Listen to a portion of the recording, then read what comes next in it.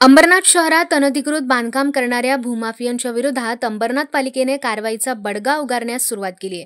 मात्र पालिकेच्या कारवाईला भूमाफिया भीक घालीत नसल्याचं पाहायला मिळतंय.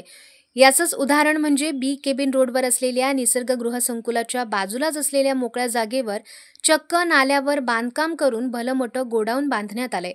शहरातील एक छोट्या राजकारणाच्या वरदहस्ताने हे बांधकाम सुरू असून यामध्ये आलिशान रेस्टॉरंट सुरू होणार असल्याचं बोललं जातंय. विशेष म्हणजे ही जागा आपल्या मालकीची असल्याचं सांगून 4 तरुणांना लाखो रुपयांच्या भाडेतत्वावर देण्यात आली आहे. शहरातील एका तरुण उद्योजकाने हा प्रकार केलाय. याबाबत न्यूज अपडेटनं बातमी प्रसारित केल्यानंतर अंबरनाथ नगरपालिकेने सदरच्या बांधकामाला नोटीस बजावली असून येत्या 30 दिवसात बांधकाम तोडण्याचे आदेश देण्यात आलेत. अन्यथा पालिकेच्या माध्यमातून बांधकाम जमीनदोस्त करण्याचा इशारा देण्यात आलाय. विशेष म्हणजे या नोटीसमधून ज्या मालकानं ही जागा भाड्यानं दिली आहे त्याचं नाव जाणीवपूर्वक वगळण्यात आलंय.